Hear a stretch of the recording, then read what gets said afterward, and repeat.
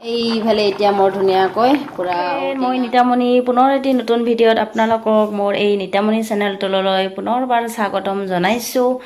এইফালে পিছে একদম আজিও সেই পাকঘৰৰ পৰাই ভিডিঅ'টো আৰম্ভ কৰি দিছোঁ। আজিও ভাবিছোঁ আপোনালোকৰ মাজত এটা ধুনীয়াকৈ ৰেচিপি বনাই দেখুৱাওঁ।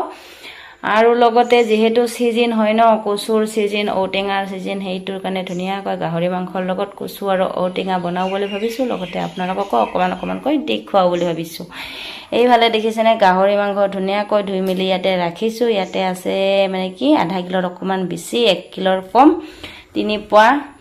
আৰু এইফালে ধুনীয়াকৈ কচু কাটি মেলি একদম পূৰা যোগাৰ কৰি লৈছোঁ আৰু ধুই মেলি একেবাৰে। এইফালে ঔটেঙা এটা কাটি লৈছোঁ আৰু এইফালে ধুনীয়াকৈ পিঁয়াজ অকণমান, পিঁয়াজ 2টা কাটি লৈছোঁ। ইয়াতে জলকীয়া 4টা ধুনীয়াকৈ ফালি ফালি লৈছোঁ। আৰু এইফালে হৈছে আদা নহৰু পিচি লৈছোঁ। আৰু এয়া হৈছে শুকান মানে কি গোটা জিৰা ধুনীয়াকৈ ভাজি পিনে গুড়া কৰি লৈছোঁ। এয়া হৈছে জালুকৰ গুড়ি, এয়া হৈছে হালধি, নিমখ আৰু বেলেগ একোৱে নিদিওঁ।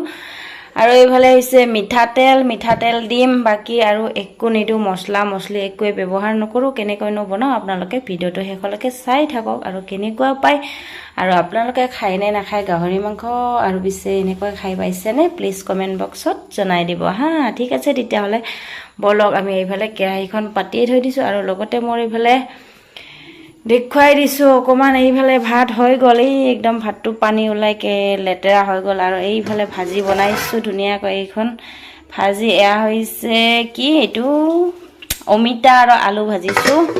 এয়া হৈ গ'ল ভাত আৰু ভাজি। এইফালে মই এতিয়া গাহৰি মাংসৰ ধুনীয়াকৈ কচুৰ লগত আঞ্জাখন বনাই আপোনালোকক দেখুৱাই আছোঁ, চাই থাকক। এতিয়া এইফালে এইখিনি ধুনীয়াকৈ অলপমান লাল লাল হৈছে, এইফালে দেখিব পাইছে।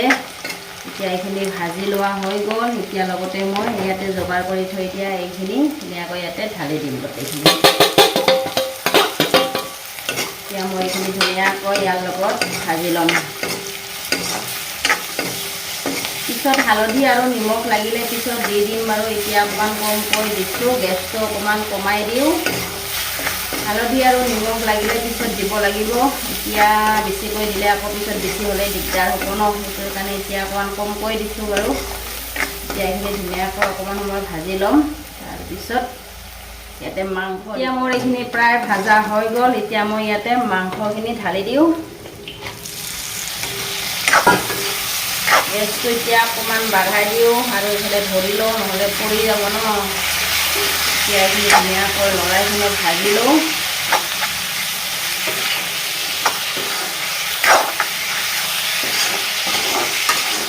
আপোনালোকৰ পিছে কাৰ কাৰ ফেভৰেট হয় ক'বচোন দেই। মই পিছে তেনেকৈ ঔটেঙাৰ লগত খাই পোৱা নাই, আজি প্ৰথমবাৰ বনাইছোঁ। লগতে আপোনালোককো দেখুৱালোঁ অকণমান, আপোনালোকেও খাই চাব পাৰিব। যিহেতু ঔটেঙা আৰু কচুৰ পূৰা চিজন চলি আছে ন, এতিয়া এইটো টাইমত ঔটেঙা কচু তেনেকৈ খাই ভাল লাগে। ঔটেঙা কচু মাছ খাই পাইছোঁ, কিন্তু গাহৰি মাংসৰ লগত খায়ো পোৱা নাই, বনায়ো পোৱা নাই। আজি প্ৰথমবাৰ বনাইছোঁ আৰু লগতে প্ৰথমবাৰ খামো আৰু কি থাকিব। এতিয়া মই এইখিনি ধুনীয়াকৈ অকণমান ঢাকনি লগাই ভাজি লওঁ।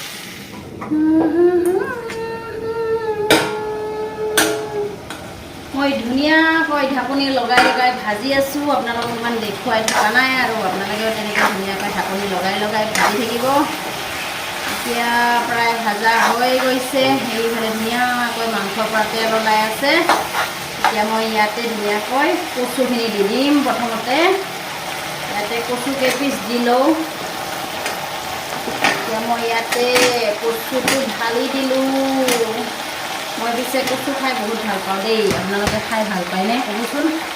কচুটো একদম পূৰা সৰহকৈ দিছোঁ, ডাঙৰ ডাঙৰ পিচ কৰি দিছোঁ। ধুনীয়াকৈ কচু আৰু গাহৰি মাংসই লগ কৰি দিওঁ।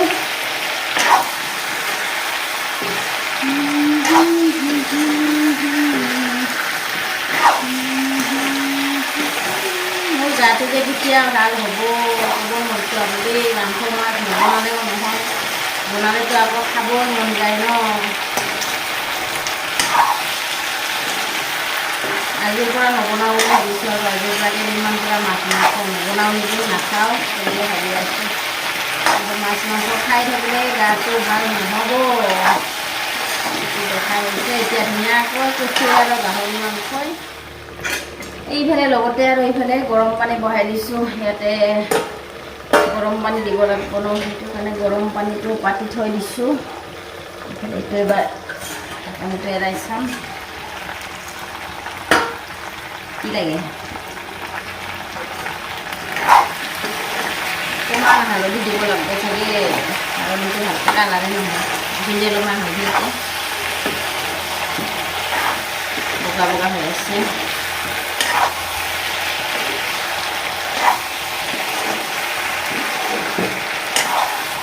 নিদিয়ে তিতা হৈ যাব অলপমান দি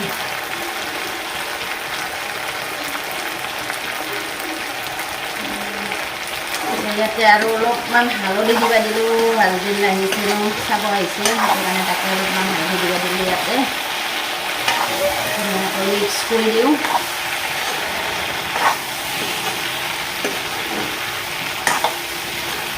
এনেকৈ ঔটেঙাখিনিও দি দিওঁ এইফালে ঔটেঙা দি দিলোঁ এইখিনিও ধুনীয়াকৈ মিক্স কৰি অকণমান ভাজি ল'ম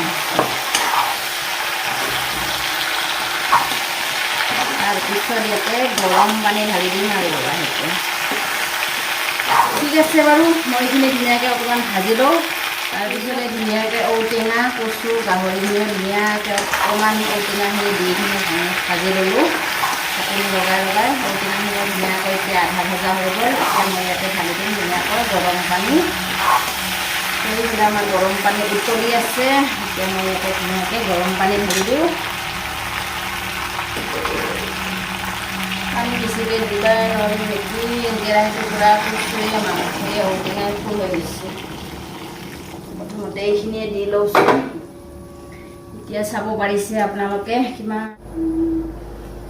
এতিয়া ধুনীয়াকৈ মই এইটো ঢাকনি লগাই থৈ দিওঁ তাৰপিছত আপোনালোকক দেৰিকৈ লগ পাই এইফালে দেখা পাইছে আপোনালোকে কিমান ধুনীয়াকৈ উতলি আছে আঞ্জাখন এতিয়া ধুনীয়াকৈ এনেকৈ উতলি পানীটো অকণমান শুহিব দিম তাৰপিছত একদম হোৱাৰ টাইমতহে লগ পাই আছোঁ এইটো পানীটো শুহি লওক তাৰপিছত ধুনীয়াকৈ ঔটেঙাখিনিও পূৰা কোমলীয়া হৈ যাওক তাৰপিছত আপোনালোকক হোৱাৰ টাইমত লগ পাই আছে আপোনালোকে ভিডিঅ'টো সেইফালে দেখিছে কিমান ধুনীয়াকৈ উতলি আছে একদম পূৰা পানী মই আকৌ অকণমান ঢালি দিছিলোঁ ঢালি দি তেনেকৈ ধুনীয়াকৈ উতলি আছে আৰু এইফালে ইয়াতে 2 পিচমান মই ইয়াৰ পৰা কচু উলিয়াই লৈছোঁ কিমান ধুনীয়াকৈ গলি গৈছে দেখিছেনে এইফালে মই এতিয়া ধুনীয়াকৈ 2 পিচমান ভাঙি দিম তেতিয়াহে চব্জিখন অকণমান গোটা গোটা ভাল হ'ব ন এইফালে ইমান ধুনীয়াকৈ সিজি গৈছে একদম পূৰা এইফালে ধুনীয়াকৈ মই 3 পিচ গুড়া কৰি দি দিলোঁ এতিয়া মই ইয়াতে এইখিনি ঢালি দিওঁ